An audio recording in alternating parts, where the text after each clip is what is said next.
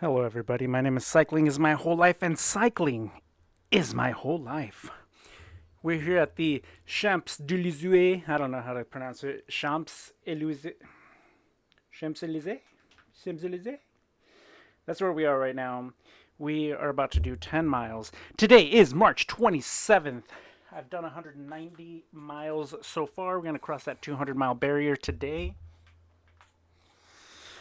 And, yeah, 10 miles. Let's go.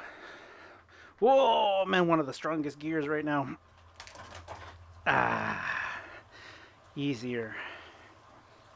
Hopefully you're all doing well.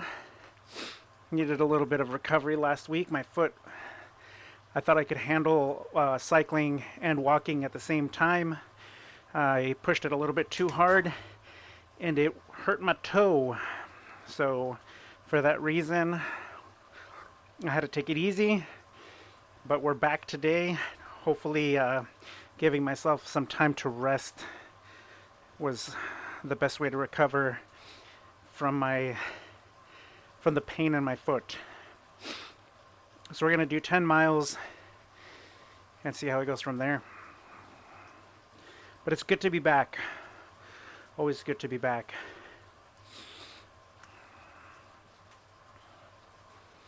Made some hard cooked eggs today and a little bit of pasta, and hoping that's satiating.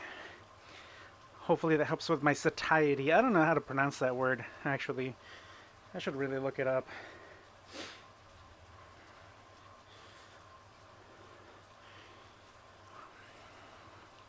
Because satiated seems right, but satiety doesn't. Satiety?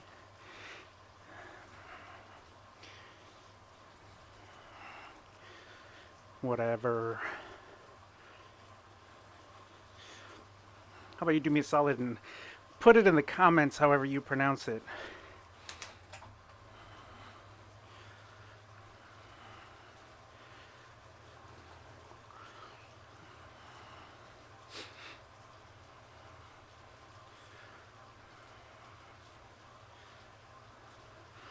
Ooh, that's a heck of a sprint. Look at him go. Woo! Right on.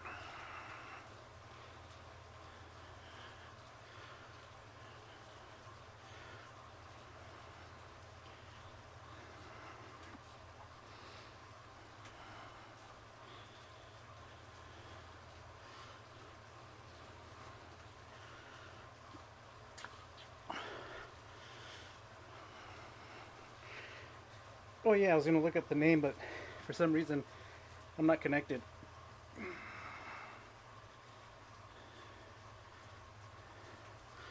Let's try again. Champs-Elysees? Champs-Elysees? Still not connecting.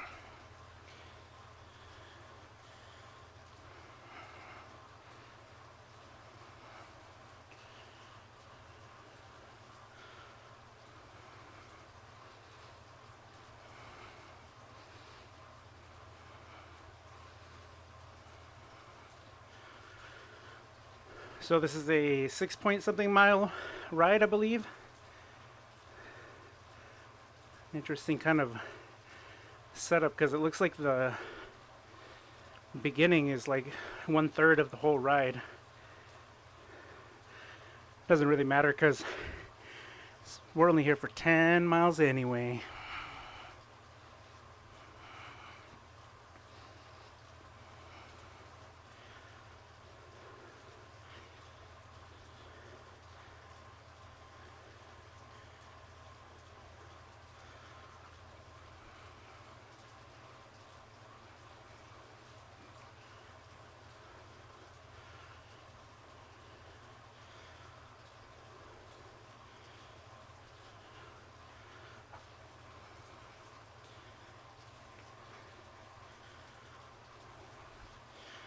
Alexa, tornado on.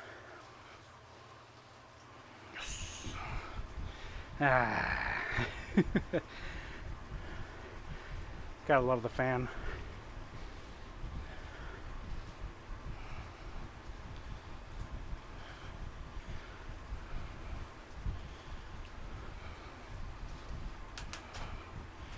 See if we can maintain 20.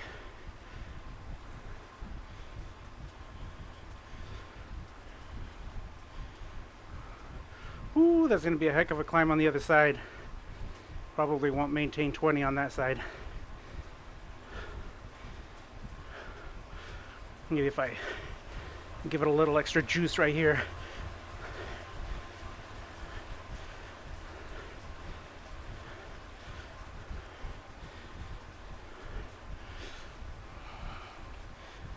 The juice.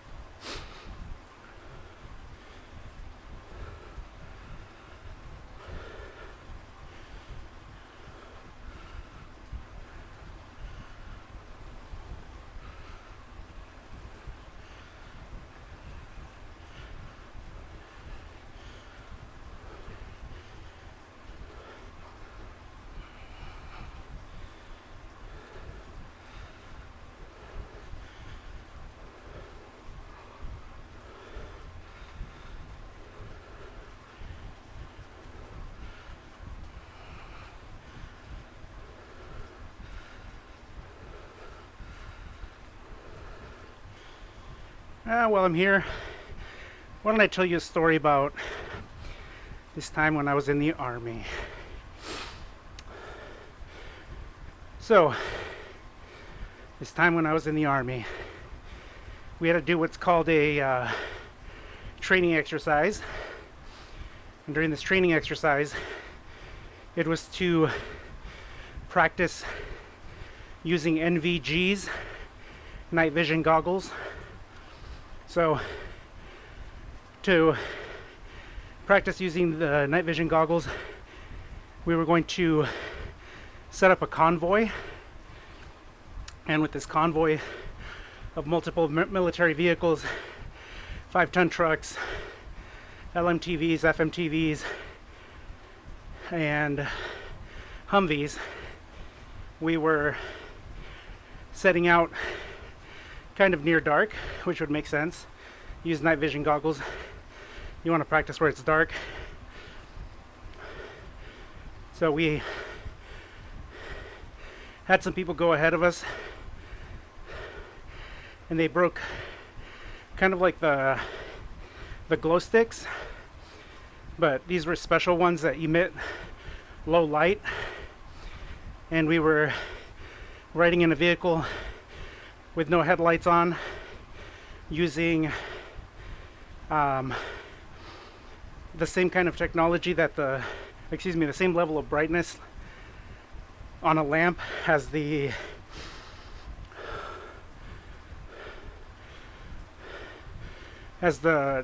glow sticks. And there was a operating distance that we had to drive behind the vehicle in front of us, and we would use the glow sticks on the side of the road to help us navigate the route.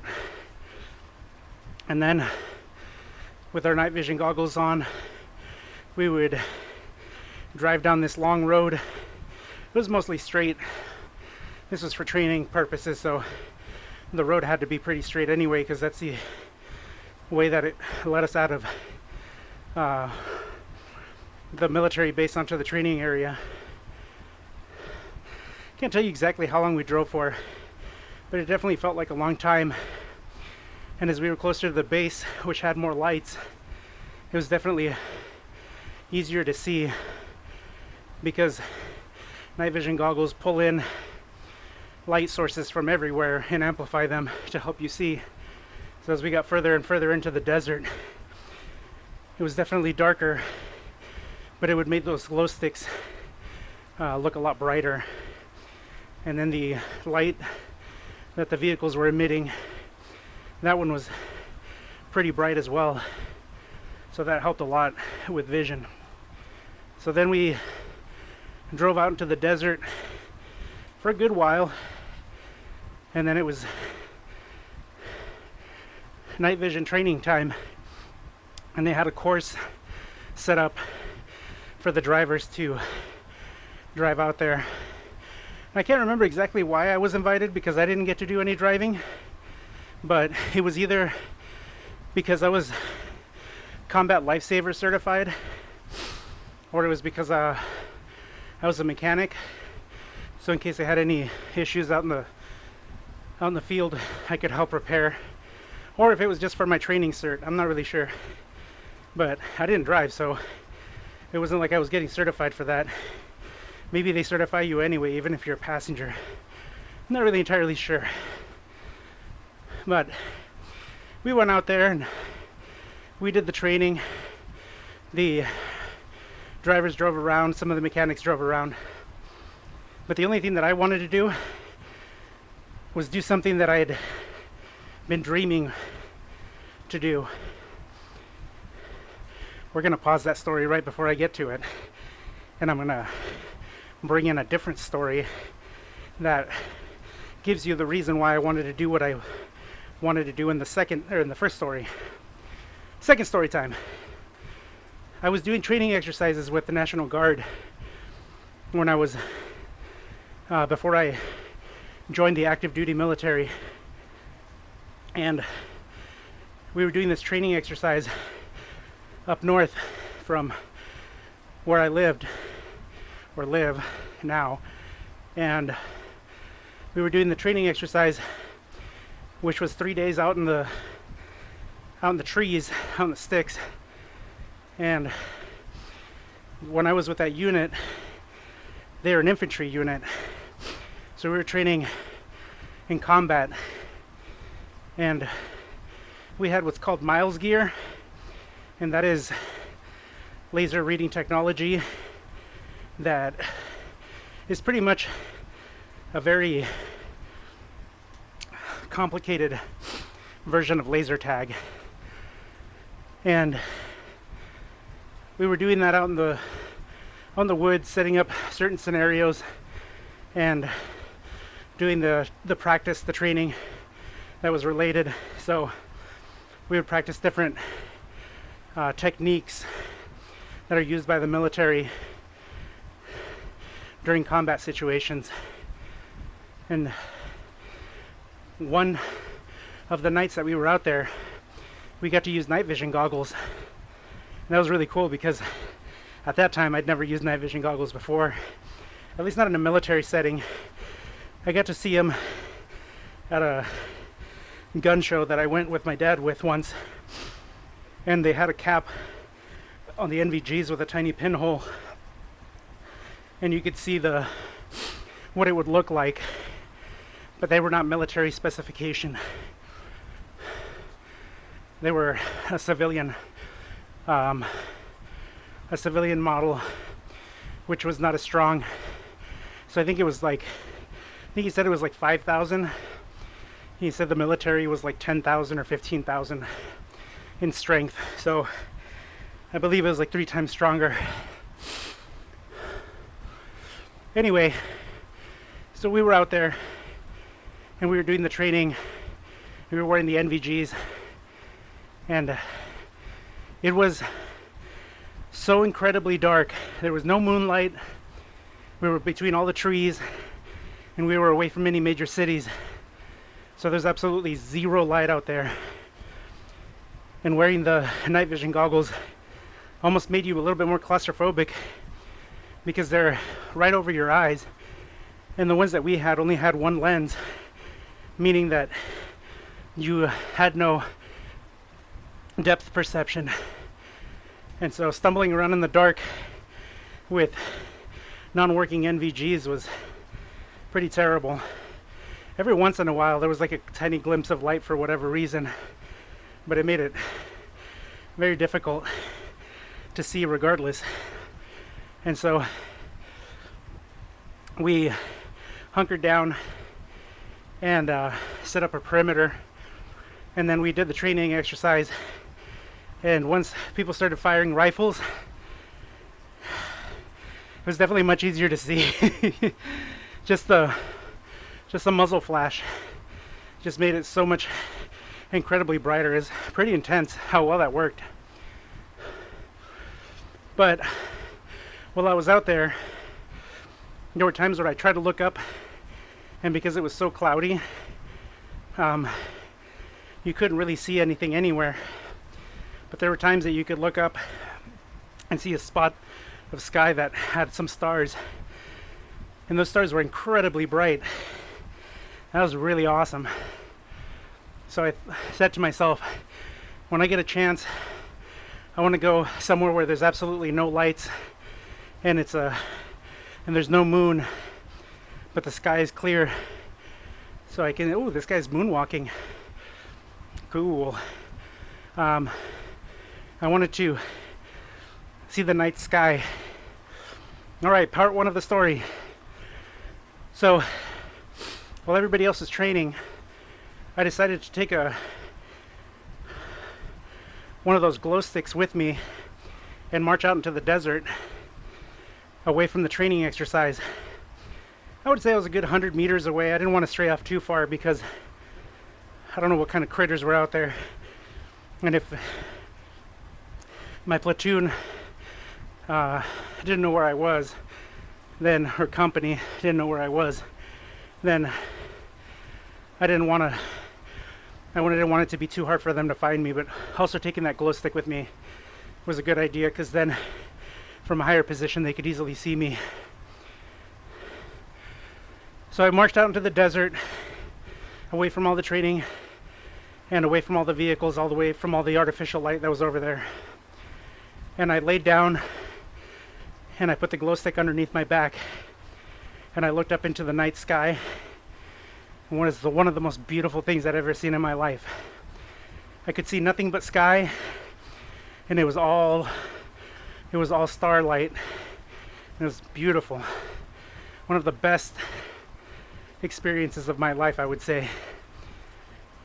It's like when you look at the pictures of outer space and they show you like all the different stars being super bright and like all the clusters of stars. It was like that. Unfortunately, there was no color because the night vision goggles aren't designed that way, but it was still a really cool experience. And that's my story of how I got to fulfill one of my dreams of using night vision goggles and view the whole sky. Very cool.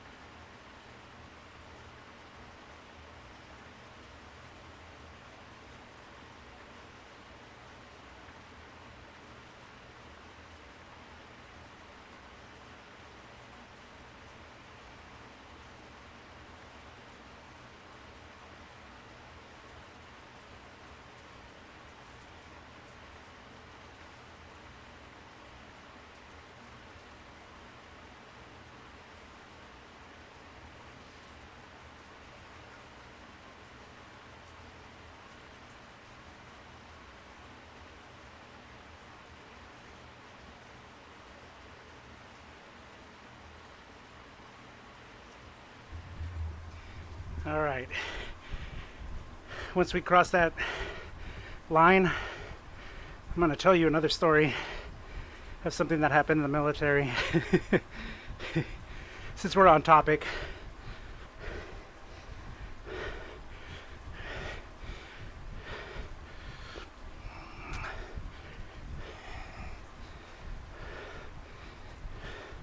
Hey, P. Morgan.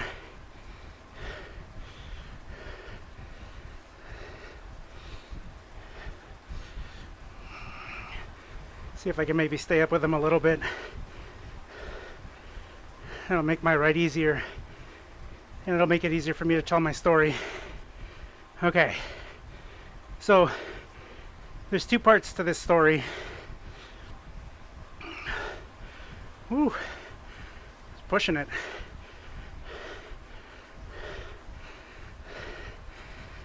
So, there was a specialist, E4, that had been in the unit for, I believe, a lot longer than anybody else had.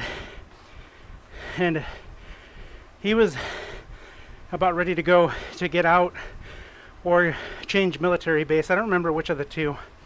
This is when I first arrived there. I believe he was a driver. Anyway, he was absolutely loved by all the mechanics. One of the coolest drivers we had. And some of the guys that were there had been there for almost 2 years at the base. They liked him a lot. But since this kid, or guy, or whatever you want to call him, we were all young, was very short, and he had a really thick accent, and so he got picked on quite a bit by all the other people, especially the mechanics. I wouldn't say picked on as in like he was hazed or anything. It was more like just giving him a hard time, you know, razzing his berries, kind of what we do in the military with people that we like. Seems kind of backwards, but is how it is. Or at least it is how it was. And since he was getting out soon, and some of the other people didn't want him to go, they hatched a plan on how they could make it so he couldn't leave. So one of the sergeants was keeping a close eye on him in order to try to get him to in order to try to catch him making a mistake. And they did. And so they made sure to do that next to one of those poles that you see out of like outside of stores, so people don't crash into the store when they're parking their car in the parking lot. You know, those cylindrical cement posts, but ours are like this wide. They were like 8 to 10 inches wide because they had to stop Humvees and 5-ton trucks to save the possibility of not having the vehicle crash into the motor pool. And so the sergeant started having him do push-ups and squats and all sorts of exercises to get him really tired. And when he got really tired, the sergeant told him that he could stop and take a break. Well, just as they planned, he sat down next to one of those poles, and there was a bunch of people waiting for him behind the motor pool with 100-mile-an-hour tape, which is like duct tape. And they taped him to that pole. Man, they must have wrapped it around him like 100 times. And then after they wrapped him up, they left a multi-tool. They left a multi-tool on his lap so he could get himself out. But his hands were tied to his sides. And so the only thing he could do is just wiggle to try to knock the multi-tool onto the ground so he could reach it with his hand. Just watching him struggle was just was funny. He's just like shimmying and wiggling side to side, and his legs were all flopping everywhere. Oh man, that was definitely one of the funniest things I'd seen. He wasn't out there too long, maybe a couple hours. It was the middle of the day with, you know, the very hot sun. No big deal. I'm just kidding. It was late in the afternoon, and they cut him loose like after like 10 minutes. But it was pretty funny. I mean, that kind of stuff doesn't go on. I just made it all up.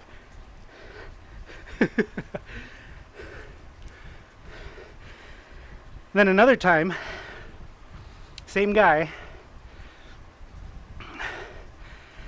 they were swapping out a tire on a 5-ton truck. Those tires are massive, probably like 5 feet tall, and maybe not so tall, maybe 4 feet, 5 feet. In other words, they're not low to the ground like you're used to, you know, car tires. They come up to you like your chest. They're pretty big tires. And so they used a tool, kind of like a compression tool that a carpenter would use, the ones with the handles that you squeeze and it just gets shorter and shorter, you know, like a wood clamp or a carpenter's clamp. Well, we had something similar to that, but you use it to lift up trucks when you're out in the field to change a tire, kind of like a car jack. So I don't think that's what it was for, but they looked very similar. And so they put it inside the tire where the rim would go, and they started spreading the center of that tire apart. But even though they spread it as much as they could, it was not easy for a regular sized person to fit in there. So they had to find someone who was small. And it just so happened to be that specialist because, like I said, he was a little guy. So between 4 people and him trying, I mean, he wasn't not trying to, he wasn't like, I mean, he was going along with it. He wasn't being forced in there.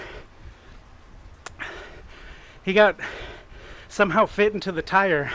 And once you're in the tire, it's okay because the thinnest part of the tire is the narrow part where it goes on the rim. But after that, it's pretty wide. I would say maybe like 2 feet wide. So it would make it very easy for a person to fit in there. And so they removed the spreading tool, and this guy was sitting in the tire. And they start rolling him out to the edge of the motor pool, which banks down, kind of like what's right in front of us right here. And they just start rolling him and pushing him, and you see that tire just whoop whoop whoop with his weight on one side. You could just hear him screaming as he rolled down. Finally, he got down probably like at least a good, I don't know, maybe 30, 40 feet before the tire finally fell over. Those tires are pretty flat because they're 2 feet wide, so they stay upright pretty well. And you could just hear him go, ugh, when the tire hit the ground. Then they went out there and they pulled him out. He said he was very dizzy, which I could only imagine. Oh, my stomach is kind of queasy just thinking about it. All right, one more story. This one's a completely different one, which had to do with me and a driver.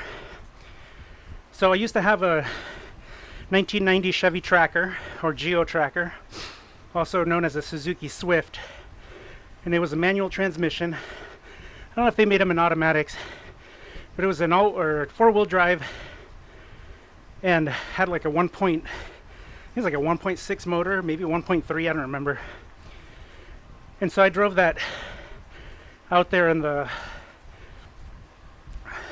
out there on base, and my starter started to fail. And so I told the sergeant who I bought the Geo Tracker from if he knew anything about it, and he's just like, no, everything's been fine. He's like, but if you're having issues, take like a screwdriver and just tap it. And what that does, I didn't know this at the time, but what it does is it frees up the springs that are attached to the solenoid and allows it to engage the starter motor and rotate the flywheel. But these springs this is called a brush motor.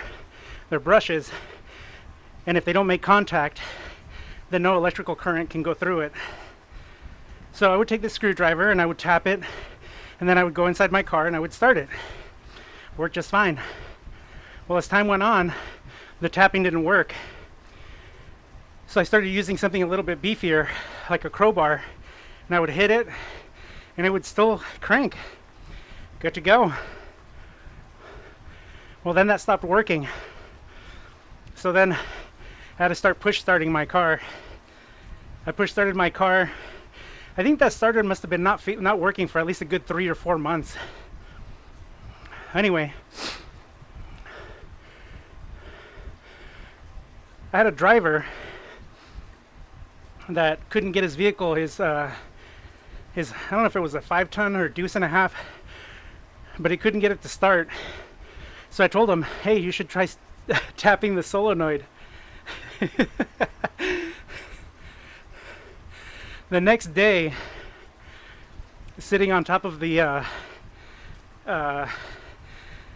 staff sergeant's desk, who was in charge of our platoon, was a starter that looked like it was beaten by a mallet by like 10 people taking turns for like half an hour. This thing was just dented to all heck, flattened all on one side. And the staff sergeant was like, I need you to change the starter in your car, and then I need you to go change the starter in this truck. So I went out, changed the starter in my car, and then I went out and I put the starter in the truck. And then the driver, who I told to tap the starter with whatever it was, just tap the starter, was supposed to help me so they could see the proper way of fixing the vehicle rather than tapping or hitting the starter. So I asked them, I'm like, what happened? They said, well, we thought it would start working, so we just kept hitting it. And I'm like, what'd you hit it with? They used one of the pry bars that we use to disassemble tires.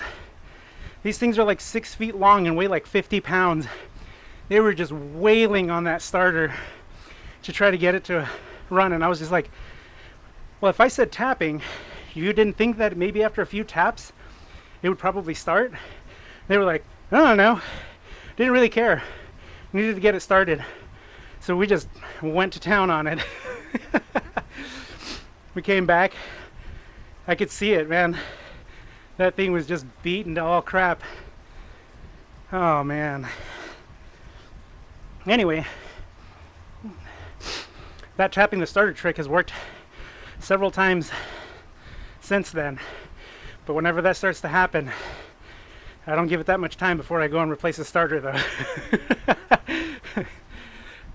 Especially if you drive an automatic, because a manual transmission you can push start it. You can't do that to an automatic.